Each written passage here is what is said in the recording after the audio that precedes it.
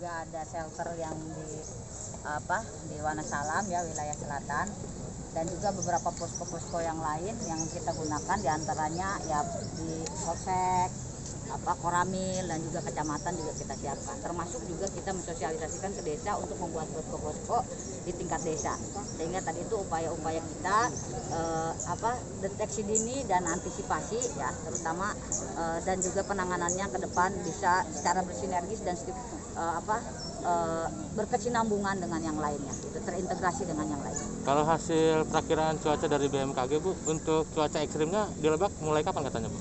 Ini akhir Oktober ya, tapi kita berdoakan perakiraan cuaca ini manusia yang buat. Intinya yang terpenting adalah kita berdoa kepada Allah Subhanahu Wa Taala, Kabupaten Lebak terhindar dari segala mara bahaya dan bencana kan gitu ya. Oke Bu, kalau boleh tahu untuk di Lebak daerah yang rawan longsor dan rawan banjir di berapa kecamatan Bu? Kalau menurut ini kan prediksi ya, semua Kabupaten Lebak ini 28 kecamatan ini adalah daerah rawan bencana. Maka dari itu semuanya kita bersinergis ya, untuk bekerja sama ya, tadi itu bersinergis bekerja sama untuk bisa menghadapi ini. Jadi kita ini kan harus mempersiapkan diri dulu ya. Ya tentunya segala upaya kita ini ya penentu akhirnya adalah Allah. Jadi intinya kita mari berdoa bersama, semoga tadi itu apa yang kita harapkan tidak terjadi dan Allah mengabulkan doa dan cinta kita bersama. Terakhir Bu, terkait penetapan perpanjangan PSBB, Ya. apa harapan Ibu dan himbauan Ibu kepada masyarakat Lebak? Semua kebijakan pemerintah pasti ada pro dan kontra, tetapi tadi ini satu kebijakan juga harus kita laksanakan karena ini perintah gubernur, di mana Pak Gubernur mungkin dengan jajaran Forkopimda Provinsi Banten sudah menganalisa, mengevaluasi selama 1 bulan ini dilakukan PSBB.